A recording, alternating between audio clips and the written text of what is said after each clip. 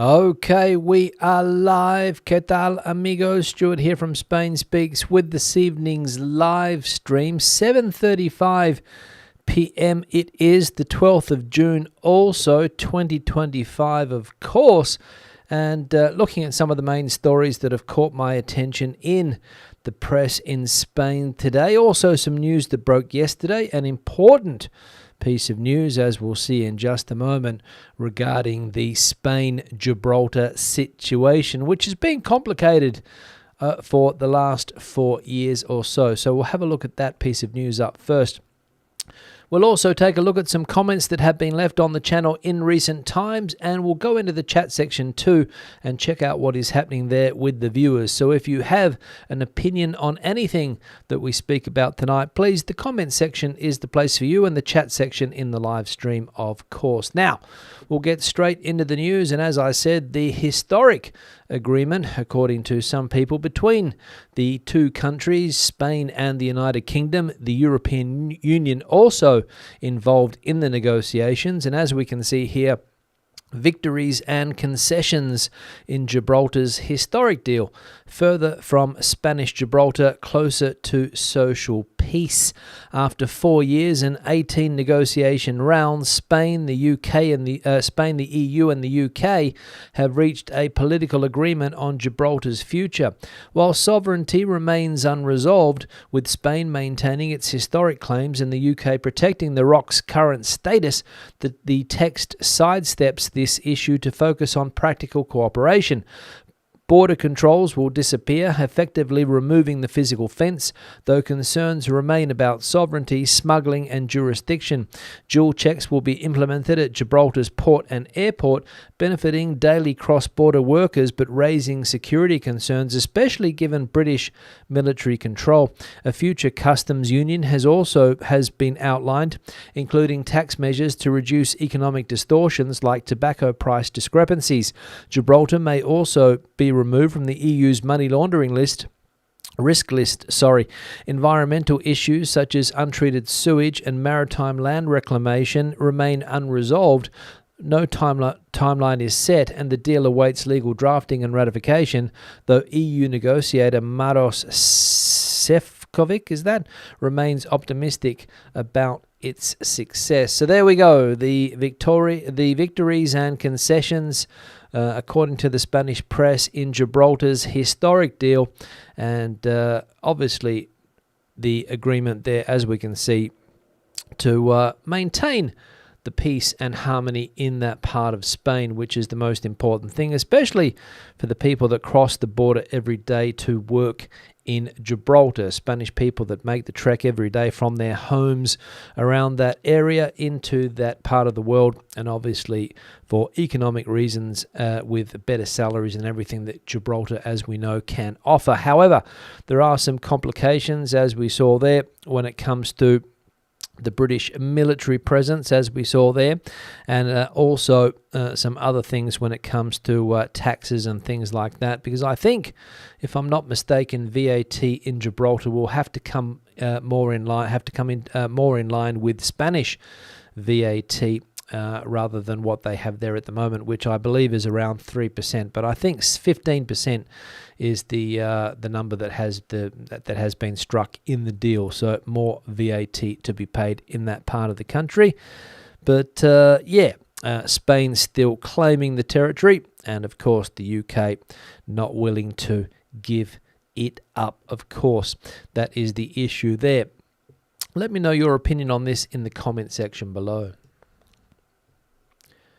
Second piece of news now, and a huge day for politics in Spain, and a historic day too, because a member of the government has resigned after a damning report dealing a huge blow to Sanchez and jeopardizing the legislature, according to El País.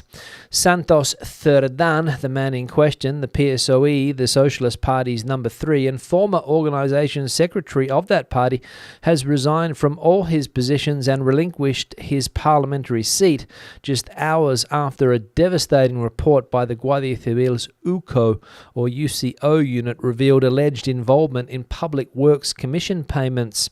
The report includes explicit conversations and accuses Cerdan of managing at least 620,000 euros in illicit payments. He met with Prime Minister Pedro Sánchez at the Moncloa Palace Government House before announcing his resignation.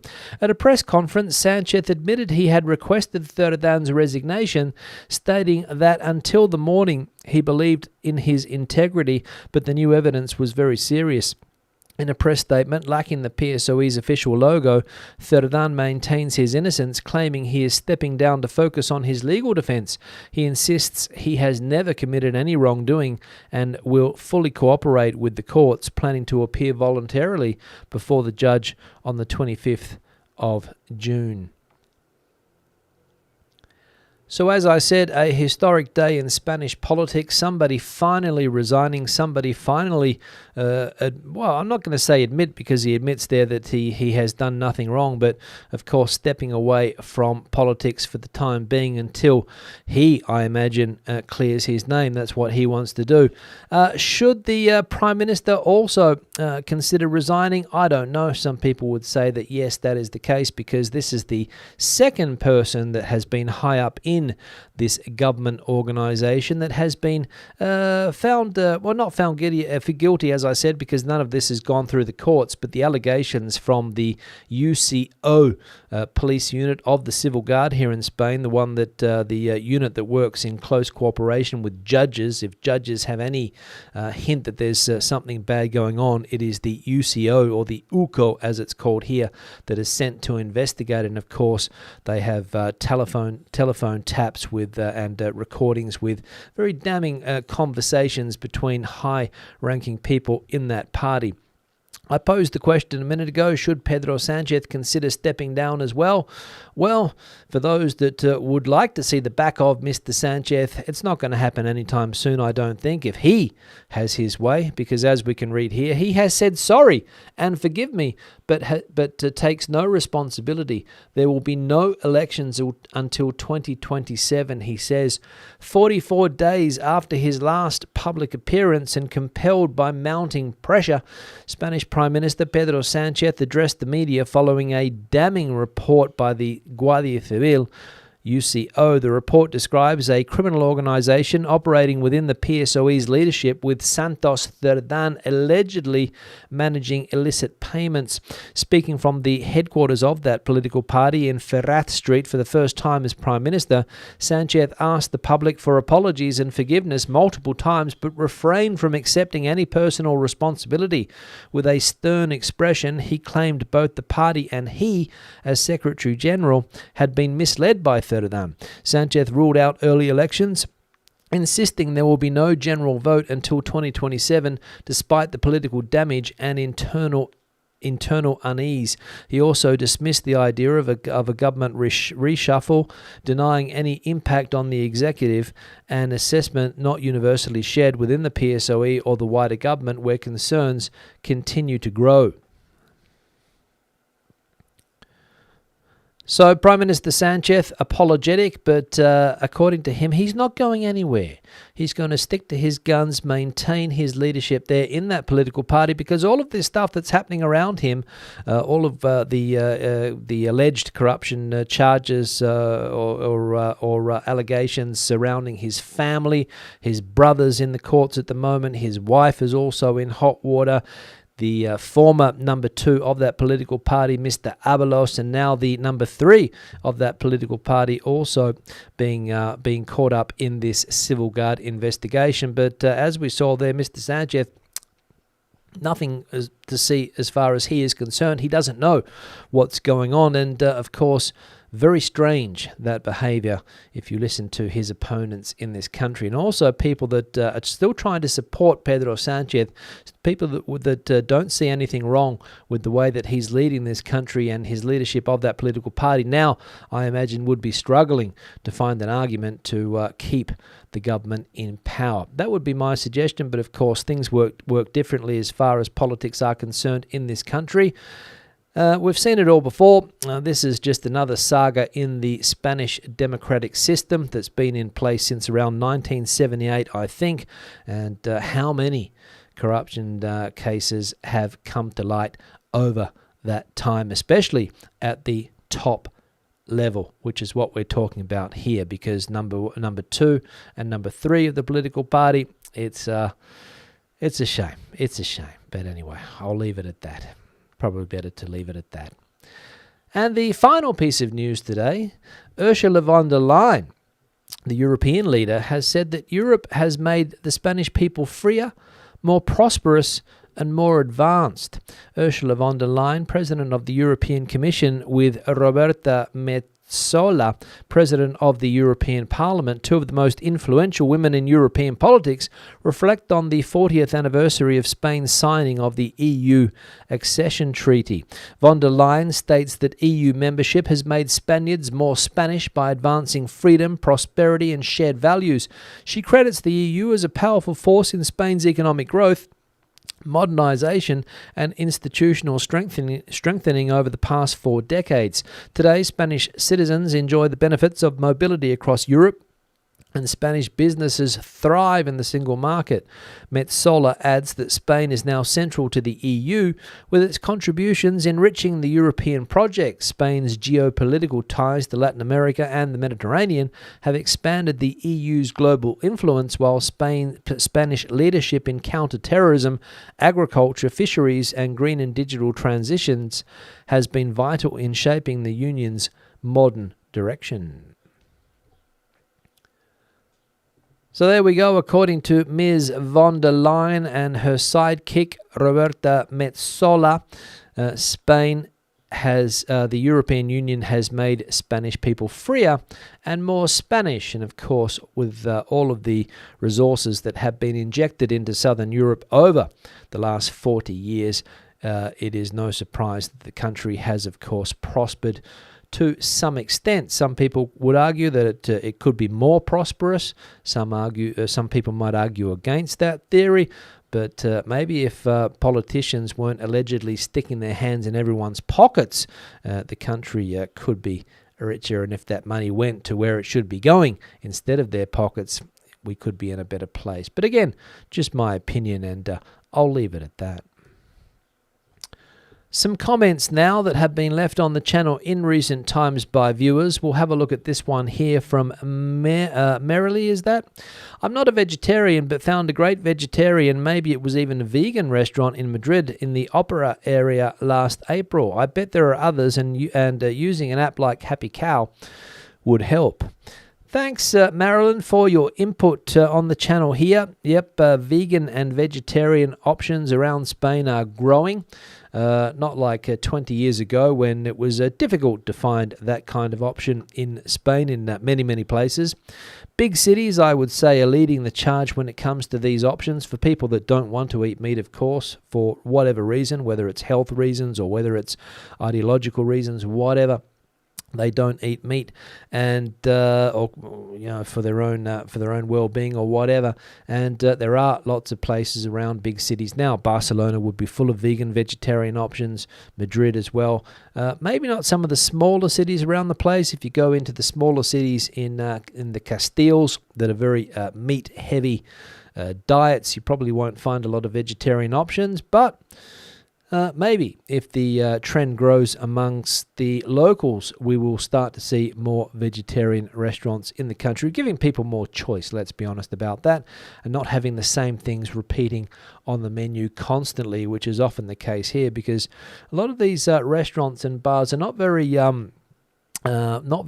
what's the word I'm looking for here? Innovative when it comes to what they serve in those places. Or maybe it is the local population that is driving what is being served in these places. But I, for one, would like to see more vegetarian options around the place, healthier options when it comes for people that have made that choice of not eating meat for whatever reason, as I said before.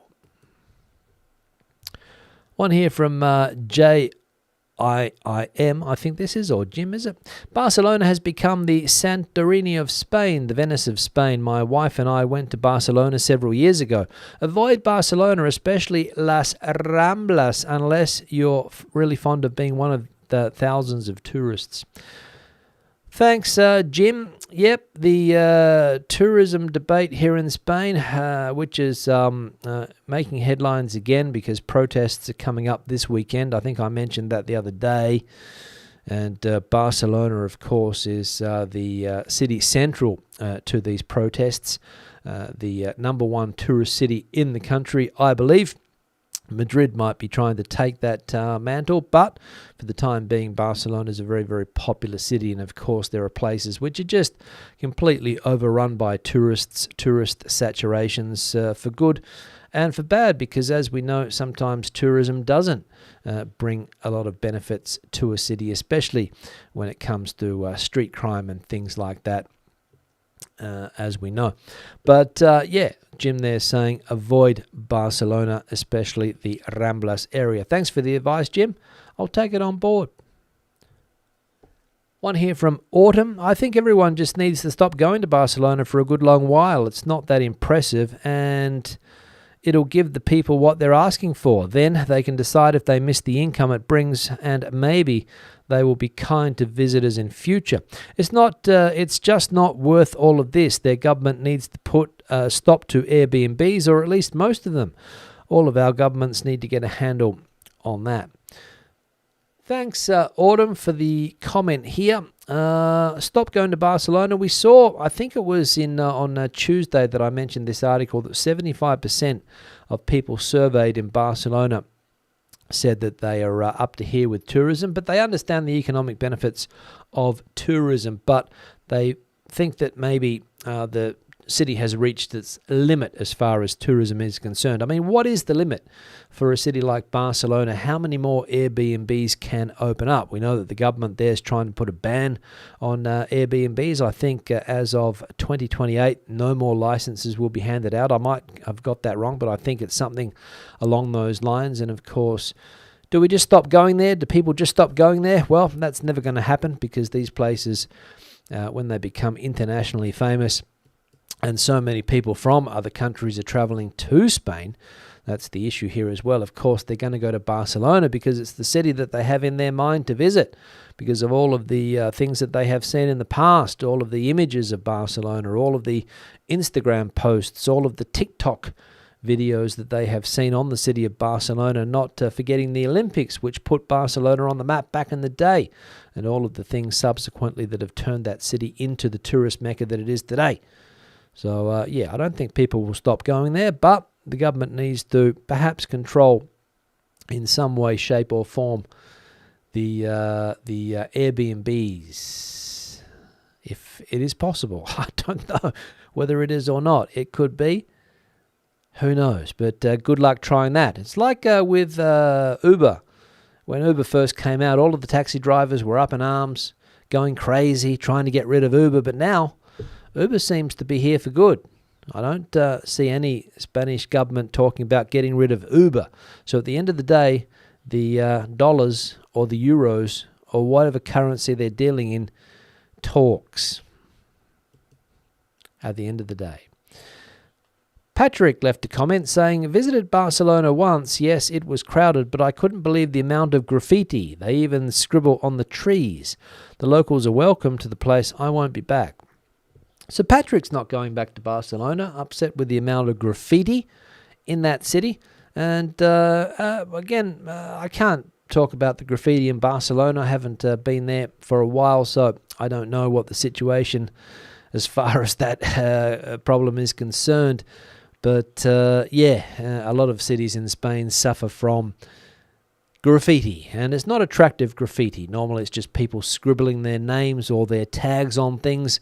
Why they do it, I've got no idea. Maybe they've just got a pen in their pocket and they want to express themselves on public property. I've got no idea, and on private property as well. Where it comes from, I have no idea also, because I've never grown up with the thought of writing my name or tagging something in a public space. But for some reason, people like to do it. And it seems to be getting more and more popular. And if Barcelona has that problem, maybe it's a problem in Spain in general. I don't know. I think we need, if we're going to have more graffiti, more Banksy type graffiti, and less tags, that would be my suggestion. But of course, no one's going to listen to me. One here from Motor Rally Rider: blame shifting from the incompetent politicians onto tourists. Well, I think the reason the protesters are targeting tourists is because when tourists stop coming here or start complaining, they think that politicians will take action, because there's no point demonstrating, trying to get any political change, because it doesn't really happen. There's protests here virtually every weekend and nothing seems to change. I mean, the opposition parties have hit the streets protesting and wanting for a change of government. Nothing changes. Other people hit the streets looking for change. Nothing seems to change. So the way that these protesters think that they'll be able to get through to politicians, have politicians hear their goals, is by targeting the tourists who are, coming to Spain for whatever reason, whether it be business or pleasure, sitting down having a meal, and getting targeted by these protesters, which I imagine is unpleasant. And I wouldn't like to be in the situation, but it is what it is. And this weekend is going to be the big protest just before the summer, because in July and August people will go away on holidays and they won't be thinking about this. So they've got to do it before they go away on holidays. And the final comment here from TBJD: a lot of it is the high cost of short-term rentals or even long-term. Locals can't afford it anymore, but if Spain lost 50% of its tourism, then many locals would suffer. This problem is spreading all over the world, in TBJD's opinion. Yeah, it's spreading all over the world because people are traveling like they have never traveled before. I imagine that is the reason. I mean, I've been traveling. Fortunately, I've had the resources to travel ever since I was a young man. I was working at a young age, saving money, and traveling was one of my passions. But today it's become another level. I speak about this often with friends. When I first started traveling, you could get a plane from London to Australia, for example, and basically have 3 or 4 rows of seats to yourself. That's how many people were traveling at that time. Not a lot. And nowadays, you can't get on a plane without it being absolutely packed to the brim. So in that sense, it's changed. Maybe the airlines have changed the way they operate as well. They don't take off unless planes are full. I've got no idea. But back in the 1990s, I quite often had areas on these planes going back to Australia, or to myself, to lie down, do whatever you wanted to do. But now, that is not the case. That is not the case. So, 50% of tourism, if it dropped off, locals would suffer, of course, but it's not going to happen anytime soon, I don't think. And I'm sure locals would hope that it never happens, because a lot of income comes in that way. Let's be honest about that too. Now, live chat time, the time some people have been waiting for. Some people know, of course, but other people, yes. Before I get to the live chat, I need to bring the background picture here into focus. There we go. It's on the backdrop here. We'll have a good look at it. Let's see if we can. There we go. The city is Carmona in Sevilla, I think, in Seville in the south of Spain. This photo was sent through from Andrea, who sent through some other pictures as well that we have seen. So the typical city down there in the south of Spain, Carmona, I think it is. I'll just double check that, because I could be wrong. Sometimes I get my information wrong when it comes to these pictures, because I get quite a few sent to me on a weekly basis. So let me see if I can find the picture. Yes, Carmona is the picture, and as I said, sent in by Andrea today. So thank you very much, Andrea, for sending the picture through. If you have a similar picture you'd like to see on the backdrop, the email address is on the screen now, spainspeaks@gmail.com. Feel free to send your photos through. And they have to be the right size. Somebody sent me through some photos, I think yesterday or the day before. They're too small, so I can't put them on the background here. So do us a favor and make sure that the file size is the appropriate size. That is the size that the photo is taken in, and also the aspect ratio as well. It needs to be landscape so it can fit on the backdrop here. No point sending me through the photos that you take on your Instagram account, bim, because they're no good on the backdrop here. So landscape, please. And all you have to do to take a photo is turn your camera that way. So many people taking photos this way nowadays, but take a photo that way and you won't regret it. And Instagram can crop, but other people can't. You can't crop out, if that makes sense. Cropping out or making the photo bigger, whatever you want to say. So do us a favor and just make sure that the aspect ratio is adequate, and also the size of the photo when it comes to those megapixels, because as I said, sometimes they're just too small to get on the backdrop. What else do I have to do? Yes, the like icon is on the screen now too. For people that haven't hit the like icon, we're currently sitting at 56 likes. Not a difficult thing to do, hit the like icon. I'm going to thank people that have done it already, but, you know, doesn't cost anything. Hit the like icon. Hit the dislike icon if you want as well. I don't care. Do whatever you want. If you like the content, fantastic. If you don't, give me a dislike. And also, people that have supported the channel in recent times, that's on the screen too. People that have given me a super thanks or a super chat here on the live streams, whenever that happens, I appreciate it greatly. But people that have bought me a coffee, Julian bought me some coffees the other day. Thanks for that, Julian. Patreon supporters, thank you very much for that. And also the channel members of this YouTube channel, starting at 99 cents a month. If you want to become part of the community, you can join the channel to help keep the content flowing. And the QR code up here, buy me a coffee, easy. Just point your phone camera at that and away you go. What else do we need to look at? I don't think anything else I need to look at now. I think I can get straight into the chat section. Let's see what's bubbling away there. Let me scroll up to the top here. One from YouTubers. Hi Stu, 30 degrees in Torrevieja, where YouTubers is. What's the weather like in Madrid? Well, the weather in Madrid today was sunny, not a cloud in the sky, around 30 degrees Celsius. Quite cool this morning because it rained yesterday. So a welcome relief from the past few days where it has been an intense heat.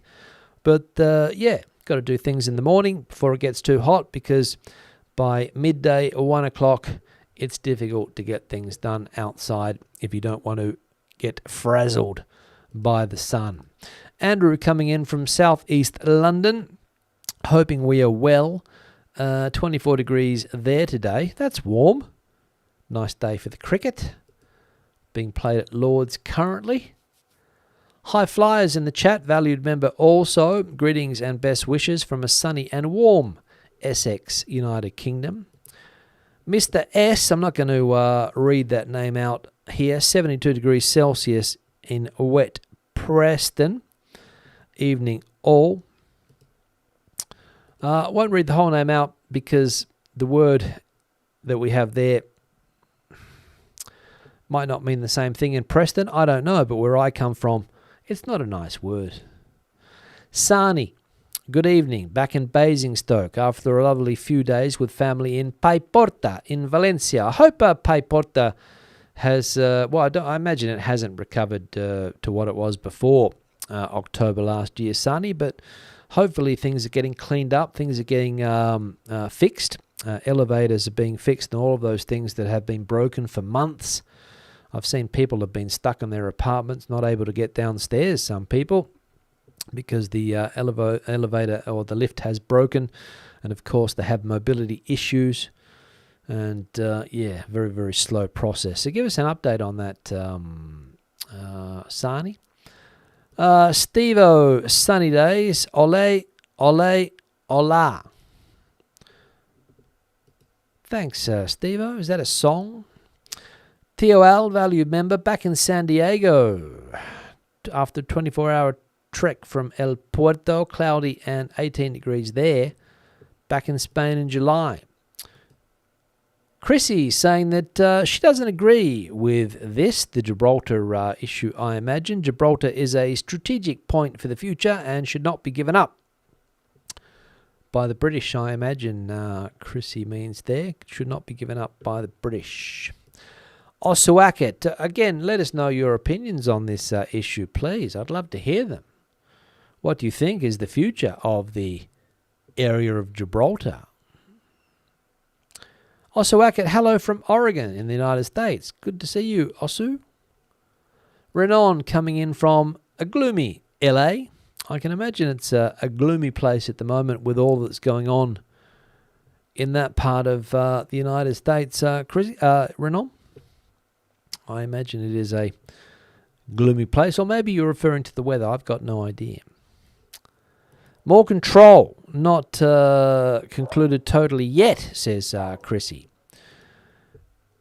Jorgen is currently in Cantabria, northern Spain. I've seen that the menú del día now costs between 17 and 24 euros. Most charge 20 euros. Yep, in the tourist areas, I imagine that is the case, Jorgen. A lot of places that are not in urban areas, let's say, can also get away with those prices, offering what they call a special menu, let's say. But in the big cities in Spain, 17 or between 17 and 24 would be a luxury menu. You can still get them here where I am for around the 12.50, 13 euro mark, but yeah, for how long, I don't know. Andrew saying here that the fine print is not plain yet, but there seems to be nothing in it for Gibraltar. UK is Spanish win-win, says Andrew. There we go. Don't know. Bronny's in the chat too, coming in from South Wales. Muggy there, 17 degrees Celsius. Drying up there now, though. Thanks for the live stream info. Best wishes. Thanks for that, Bronny. What else we got going on here? Pedro saying here in Spanish, yo creo que beneficia a las dos partes, pueden estar tranquilos que siguen siendo británicos. So Pedro thinks that it benefits both parties, and the British people can relax about this because Gibraltar at the end of the day is still British. Thanks, Pedro, for your input there.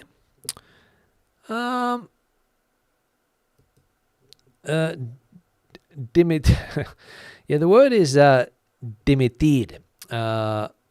It's a Soviet name in Spain. There we go. That's a joke that probably Daka Brom has heard.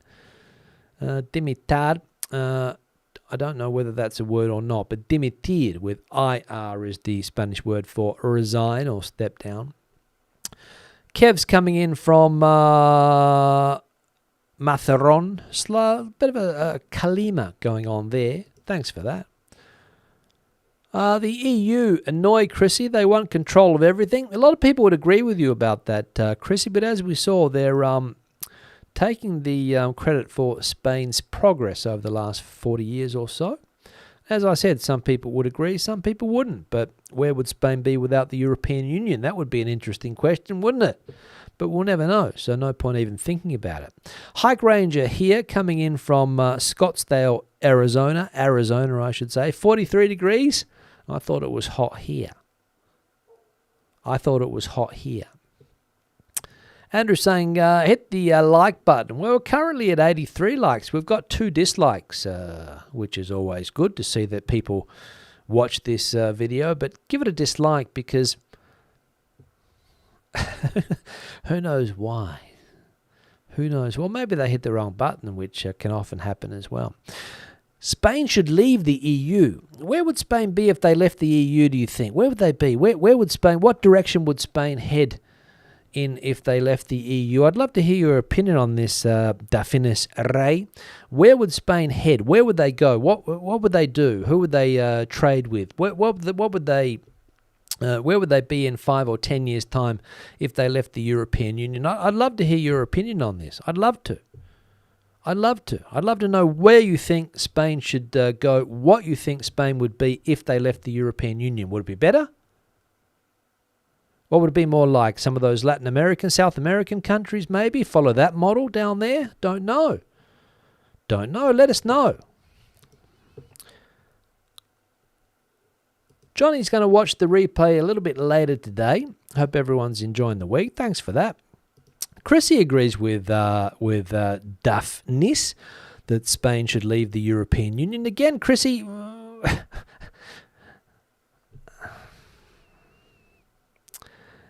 Marianne is in here, wishing you all prosperity and stability from San Diego, California. Thanks for that. What else we got going on here? Out of focus background against you. What video are you looking at, Dave? Are you looking at this one or another one? Or maybe before it was out of focus. That's right, because I put it out of focus. Yeah. Not good, Dave. Why is it not good, Dave? Out of focus. Why is it not good? It's in focus now. Why is it not good? Let me know.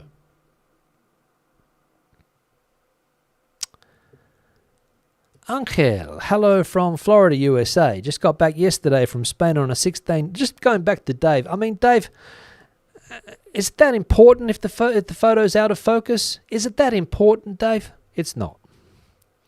But anyway. Angel coming in here. Sorry, Chrissy's back there again. Angel, hello Stuart from Florida, USA. Just got back yesterday from Spain on a 16-day family trip and loved it. Visited Madrid, Ourense, Oviedo, Gijón. Mainly planning on going back again. Thanks, Angel. Glad that you liked the trip and those places that you went to. 16-day family trip. Nice one, nice one. Couple of weeks there traveling around. Hope you didn't have any train issues or transport issues. Normally they don't happen, but I think today there was another one with the trains that were heading to different parts of the country. Angel also saying here that Spain will be their future home. Any advice is welcome. Thanks for the show. Watch it every day. Thanks, Angel, for that. Yeah. I can't really give you any advice unless you want to know some of the better parts of the country to live in, maybe. It depends what, if you're going to be retired, for example, if you're going to be working, all of those things. Martin is in the chat, valued member. ¿Cómo van las cosas? Back in Bewdley, off to the bar. Perpignan on Saturday, travelling around that area with his wife for a month. Hasta pronto. There we go. Martin gets around, I will say. Martin and Sylvia. What else have we got going on here? Antonio coming in from South Texas. Thanks for what I do. You're welcome, Antonio. Glad you like what I do. Andrew saying here, Barcelona. Can you put a price on the quality of life in your local area? Thanks for that, Andrew. YouTubers saying, what would Spain do without the EU? EU funds the majority of infrastructure projects in Spain, and EU citizens pour their life savings and retirement funds into their twilight years into Spain. There we go. Yeah, I don't know whether they still fund the majority of infrastructure projects, but of course there was a time when Spain needed infrastructure and the money came from the EU. Does it still happen? I don't know. Don't think so, but you never know. Leeds, just spend your vacation in a city that's welcoming and warm to accept your hard-earned money. Thanks for that. Thurston Howe III, back from Gilligan's Island, coming in from Indiana, USA, is that? I imagine that is the case. Kev agrees, had a row of seats to himself on the jumbo red-eyes across the Atlantic. Not anymore. Yeah, that's my experience with traveling back in the day, was that you would get not, completely empty planes, but not like it is now where everyone's packed in like sardines. What else? Andrew's saying, I once flew from JFK, New York to Detroit on a Pan Am, and Andrew and his two kids were the only people on the huge plane. There we go. I remember also traveling, I think, where did I go to? I can't remember exactly where I went, but yeah, I've hopped on planes as well when there's virtually no one on them, these big planes. What else? Let's have a look here. Antonio giving his input on the situation. Sanchez said, sorry and forgive me, unbelievable. I don't know how he can continue, the worst in power ever in Spain, even worse than Zapatero, who took Spain to bankruptcy. Well, Zapatero was there when Spain went into bankruptcy. Antonio could argue whether he took it there, but he was the man at the helm at the time, that is true. Pinecone, born in Madrid, grew up in Dallas, resides in Detroit. Enjoy the channel, thanks for that. John saying, nothing positive about The Rock. Gibraltar, that is. Not one thing. Nothing positive. Megan Nuera is this. Many tourists don't behave from littering, nudity, sexual emulation is that. Urinating, throwing up, fighting, and property damage on the streets and bars. Total lack of respect to the local population. That is true in some parts of the country, yes. That is true. Tourists behaving badly because of the... We all know. The drink. Erica saying hello here. Coming in from a muggy terraza. 32 degrees there. Thanks for that, Erica. Amanda's in the chat too from Shropshire. Eddie, great to catch the live show. Been busy with so much and to see and so much to do. Love my stay in Valencia. What else we got going on here? And who should Ceuta and Melilla belong to is the question. Yeah, the question that's often thrown back at the Spanish when they talk about Gibraltar. But of course, if you talk to Spanish people, the two situations have nothing in common. Andrew, that is the argument that you hear here. But you can come to your own conclusion on that. What else we got going on here? What's new on the blackout, says Fizz. Nothing new as far as I know. Menu del día opposite the Los Cristianos in Tenerife, $8.95, including a sirloin steak, el brezal, or brezal as they would say in Tenerife. Charlie saying here, Spain would be independent if they left the EU. Not that difficult. Thanks, Charlie. Yeah, independent, but is independent such a good thing nowadays? Is it such a good thing to be independent, Charlie? That's the question. I mean, a lot of people, I can understand, a lot of people come from a country that has gone down that path and left the European Union and obviously think that it was the best thing that ever happened to that particular country. But some countries maybe are not in a position to do it. Just putting it out there. And the majority of people here, there's no talk about that. The majority of people here wouldn't think about that. Danny in Spain, good evening, everyone. Thanks for that, Danny. Good to see you in the chat today. Now, on that note, I'm going to wrap it up. It's been a pleasure as always. I'll be back again on Sunday with another live stream. Hope to see you then. Thanks to people that, of course, hit that like button today. We got up to 96.